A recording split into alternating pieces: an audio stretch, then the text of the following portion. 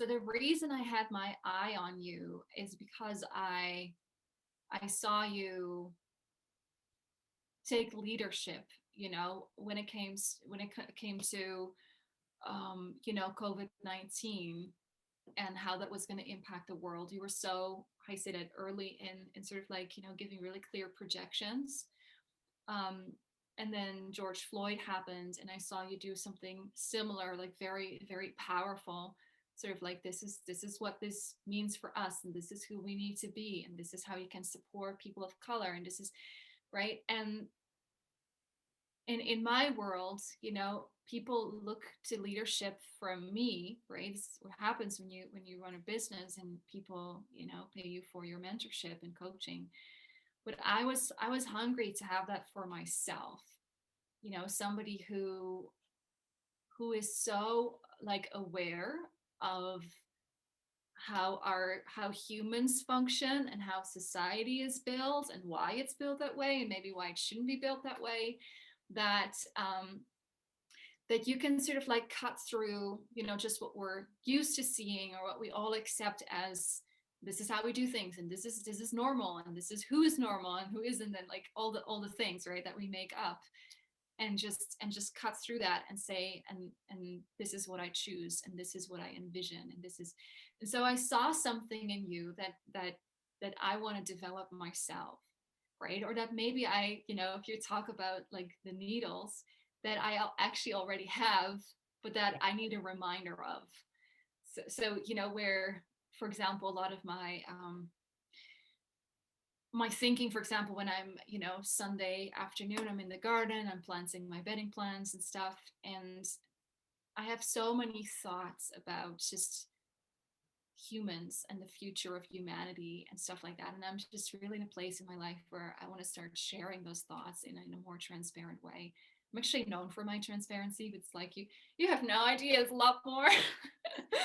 Yeah. And sort of being that, I don't know if I like the word thought leader, but just being sort of like sharing what I think and feel, and what I think and feel we're headed for. So um and then what made me really decide, gosh, when was that? In the early fall. I think it was something along the lines of you again saying like, hey, what we're like we're headed into like a storm when it comes to our human experience, right? Our global human experience. And I think it was actually around the elections. Yeah. Yeah, right. And you were predicting a coup. Like, guess what?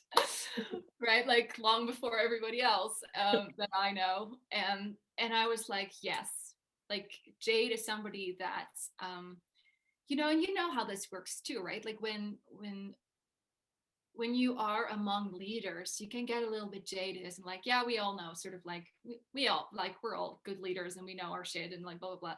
But you're just like a whole other level, right? That's what I look for in my mentor, is somebody who, like, the wealth of knowledge that you've given me, and also sources of knowledge, right? And just ways of thinking, and then the skills, and we'll talk about that, I'm sure, in a second.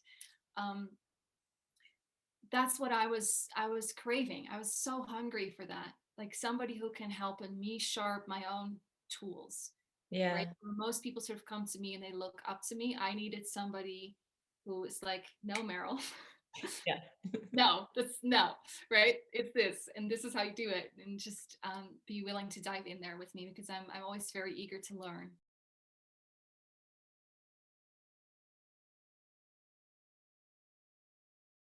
Yeah, and like you've honestly, like sometimes like reeled me back in from what was basically like a cliff, on the edge of a cliff. It was like, no, you're not going to use that word, or no, you can't do that in your marketing.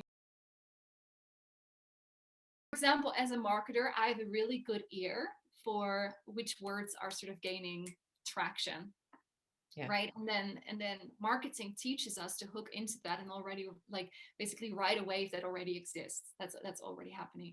So I felt that around the word sovereignty. And and you raised some initial concerns about that, rightfully so. And we decided that, you know, as financial sovereignty, it meant something slightly different. It was sort of like, yeah, maybe it's okay. Like, and then on a Saturday evening, you texted me and you said you need to see this thread that's like, you know, blowing up the interwebs and just have a look at. And it was basically around how some of these words that mean very significant things to, for example, the First Nations community and you know, people that are actually fighting for sovereignty in their countries, in their lives, and how sort of, you know, it could be construed as sort of like this wide bypassing, spiritual bypassing thing, and so I decided to rename my flagship program. I have one program, I have one offer. Name is The Art of Women's Wealth, because like one of the things that you also reminded me of is that you know, it's not about the goals we achieve. It's like or sort of like the goals we achieve are a natural side effect, or sort of like an inevitable side effect of being in practice. And so what I realized is that what I'm teaching is really, you know, wealth as a practice, like on a daily basis. Yeah. Right. And but basically, you know, my designer who's in India, his name is Prashant, he is freaking awesome. You know, he was like waiting for my copy, and then there's the time difference, and he needed it like Sunday morning my time, and you messaged me on Saturday evening. And you know, I literally had like 90 minutes before 10 o'clock at night, when I usually go to bed, to rename my flagship program. But because you had helped me hone my skills, right, around being really quick and clear in my decision making, is one of the things that you really worked on with me in the last you know, 8 or 9 months.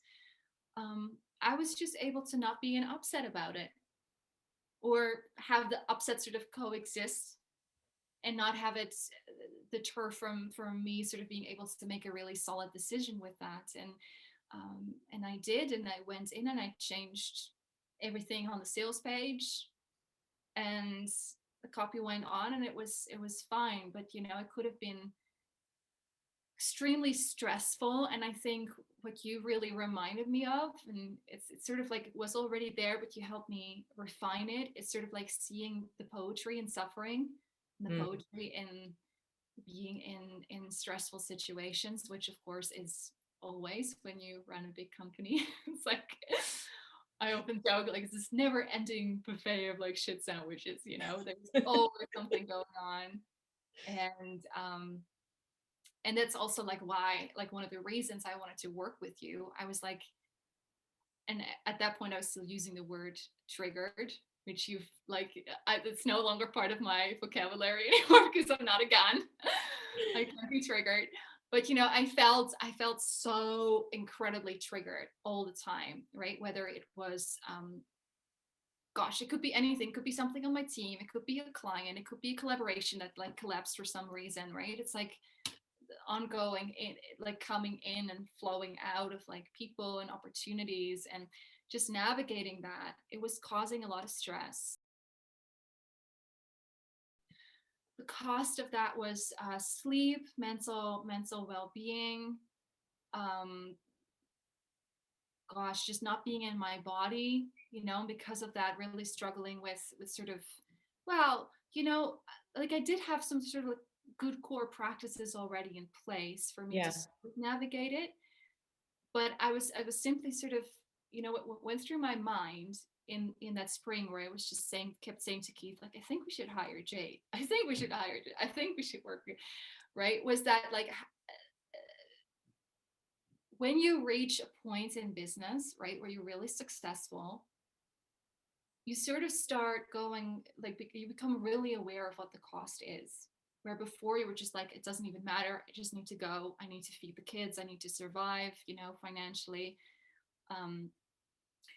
At one point, you're sort of like on this really, right? It's like your head goes above the storm clouds, so to speak.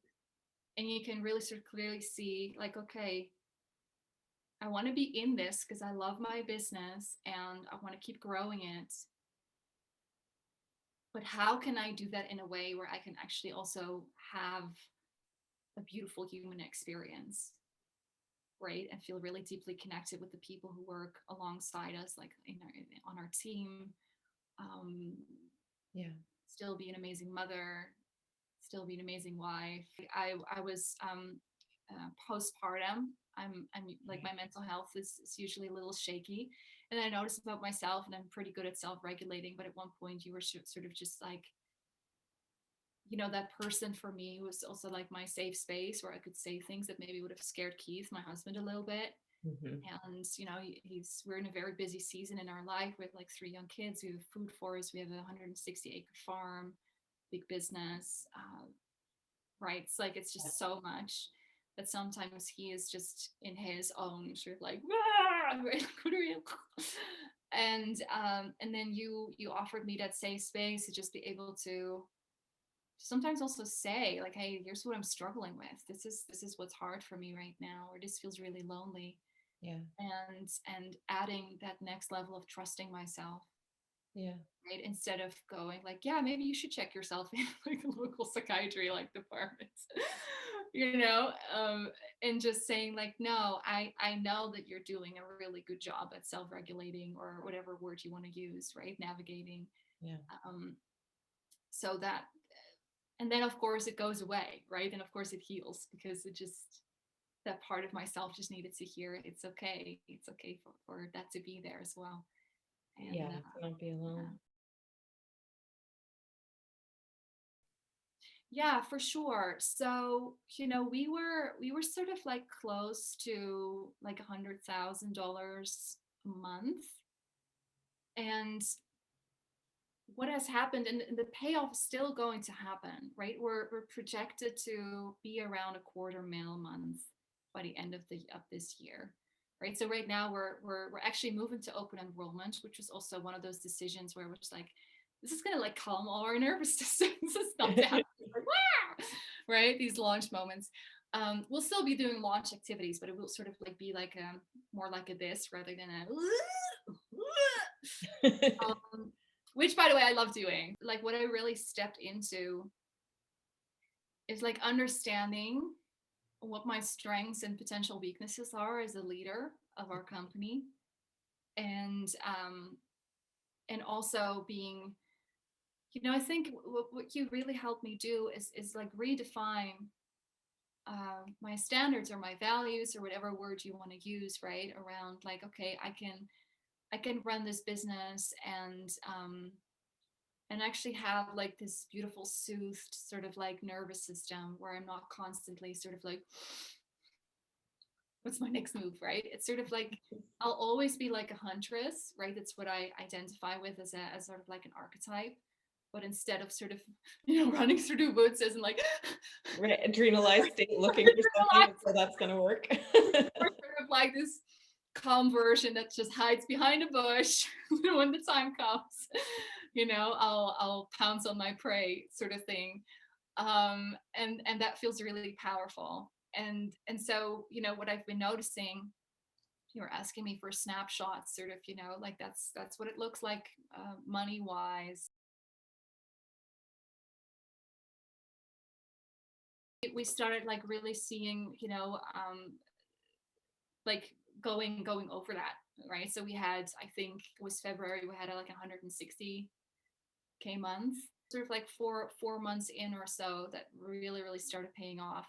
And also like this little thing that we're talking about, like little thing I launched in Well, that's November. what I was gonna say, is that you launched this little thing and made your money back like this almost. Well, yes, but also I say that it was one of those moments where I felt such a strong sort of like instinct of like, this is going to be fabulous, right? I, like at that point, still like baby under 1 year old, right? So I had to be really vigilant around my practices around like time and energy. And so I was like, okay, I need to launch something that doubles as like, in how it supports the business. So I created this container. It's called the Launch Diaries. It's basically me giving like really super honest updates about what's going on behind the scenes of running this big business and growing it. And it was like the perfect container for people to step into who were curious about maybe joining my program. it was also amazing for retention because we gifted it to the people who had already signed up in our early bird trajectory, which is like quite a few months before the program starts. And we had no turnover at all, right? Because people felt that daily connection with me. So we had all these upsells just sort of like beautifully flowing into the program. Then at the beginning of the year, so January, February, and we had no turnover of the people who had already joined, right? And that then translated into all of a sudden like massive, these really big months. And right now we're sort of in between launches. In a few days, I'm doing a live event, and then it's going to go up again, sort of like our monthly revenue. And then, like I said, we are building the infrastructure, also with now a program director who's full time, who like loves her job, who also is like a referral, right, through you, which is like, Yeah. so it's like everything is being sort of set up in such a way that we also can grow without having breakdowns and without having big stress and all these things, right? So the it's almost like the work with you has given me time to breathe and sort of step into like this really easeful sort of like decision making where it's just like, yeah, this no, that no, that not, blah blah, right? And sort of like the decision making, like the capacity for decision making and creative thinking has like exploded, right? So people are constantly asking me at this point, like, how do you do it? Like, I just don't understand, Yeah. right? And it's like I can share my practices with them, but it's really like maybe you should work with Jade because it's sort of like when the upset, right, that we're always in all the time, and where I felt like a year ago is like, I know that if this were to be here, I probably would have like a lot more space to, you know, for the creative thinking, honestly, right? If you're in sort of you're upset, you're in survival. Yeah. And I wanted more creative thinking because that's where all the money is, and that's where the good decision making is. And even when you don't make a good decision, you'll still like figure your way out of like the hole you've dug for yourself, right? It's like Yeah. that's really what I craved, and understanding that my company is nothing unless I am like a fantastic leader, Yeah. and um and I'm growing into that. Yeah. Yeah, people really love working at our company now. They're like super dedicated. It's amazing. Yeah, so what I'm so happy you bring this up because that was 100% the truth. And if I could just speak to myself from, those few months ago, um, is to remind myself that when you're in a place of frazzledness or overwhelm, or just, like sort of like that constant impact of people needing you to make decisions and people wanting access to you, and right when you are starting to really grow your team, and you have more clients than you've ever had, and because the business is growing, right? um, at one point you're not able anymore to properly prioritize and also sort of navigate, this is important, this is not important, or this is important to me, this is aligned with my values, and this isn't.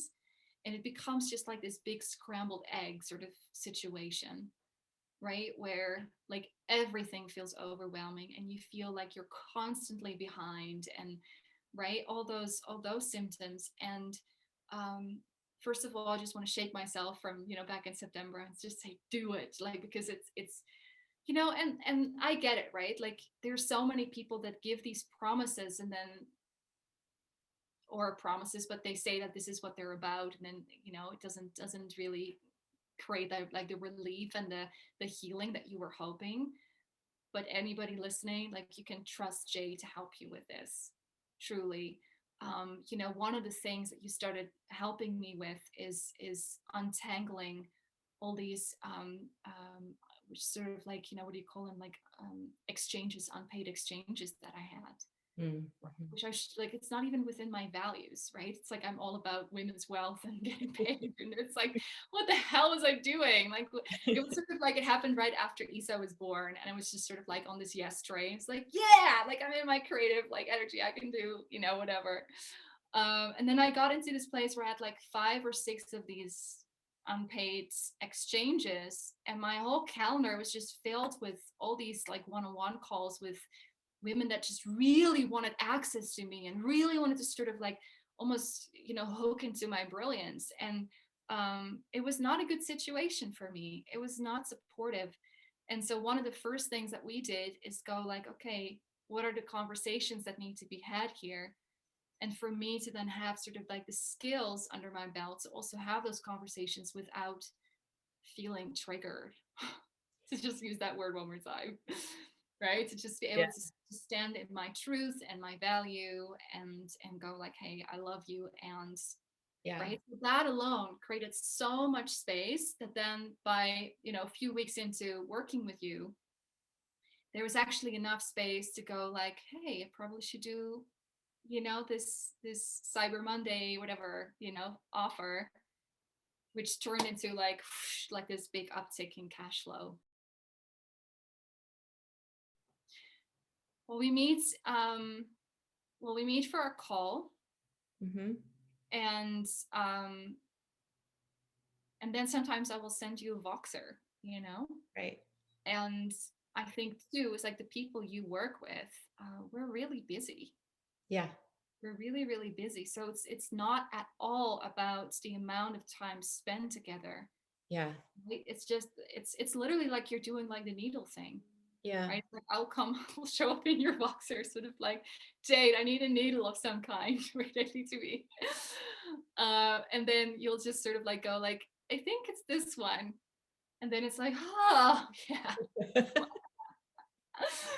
that's the one I needed.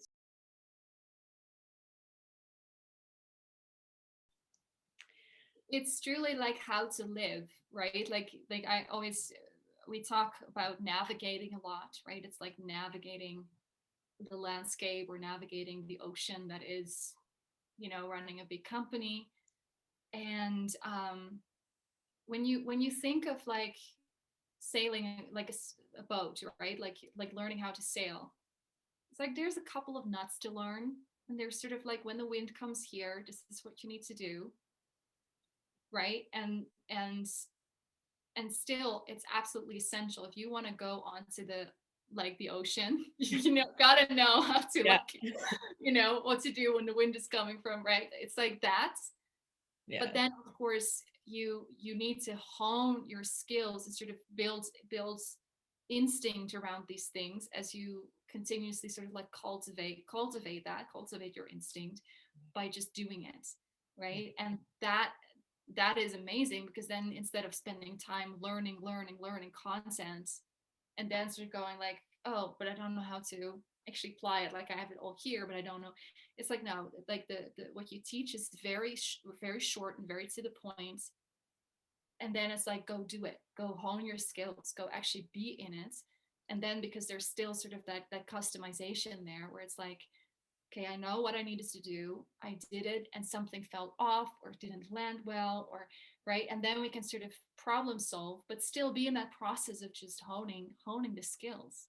And I definitely feel like, you know, what we're upgrading ship within Yeah. like, you know, sort of like the last 3 months and then into the fall, right? Like really getting ready for a quarter mil month, and everything that goes with that, right? Because it's like the money is just sort of what comes as a result, but it's like the infrastructure and the team building and the commitment that we feel all together. And so yeah, and that will be different too. That will be bring different challenges again. So I'm very excited to keep honing my skills with you, and just incredibly grateful that we met all those years ago. I was reflecting on that.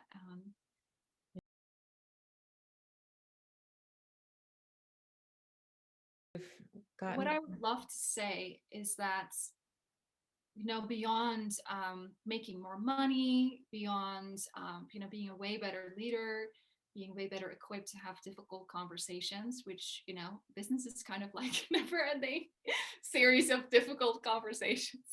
Right? There's at least in my world, there's at least a few a week that I need to have, right? Whether it's like somebody who's sort of like you know, stop performing well in the team, or a client that needs something extra, or whatever, or my husband is upset with me because I spent too much time here, or right, it's like this constant sort of like that, all of those things.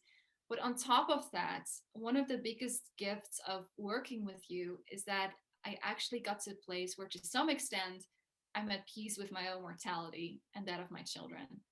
And that is absolutely life changing, because I was in like a place of, basically going like, how is this world going to be livable by the time that they're adults? I just couldn't see it anymore. And part of me still doesn't see it, right? When you think of racial injustice, social injustice, environmental like atrocities, how we're killing our planet. Um, and I got sucked into this like spiral of like intense climate crisis anxiety, um, sort of, and plus, right, like all the other things that we're seeing in the world, and just feeling really paralyzed, and just feeling really alone with that. And then at one point, through our conversations, I got to a place where it's like, okay, right, I'm always going to fight for a better world, and not sort of like, I'm gonna envision it, I'm gonna like manifest. Is like, no, I'm putting on my armor, I'm grabbing my sword, and I'm gonna fight, right, for our children and for our planet.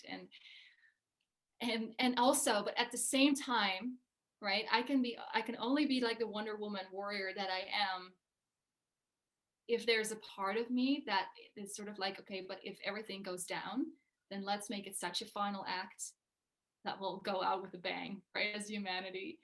And now, like, being in that place, well, first of all, I'm just in awe of myself to be like, I'm like, wow, that's some powerful shit.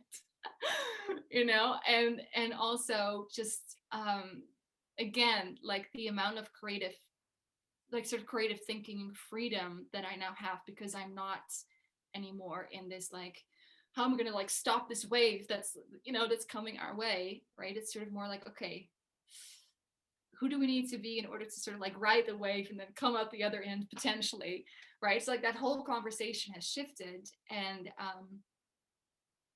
that's it's like, it sets me free, truly. Yeah.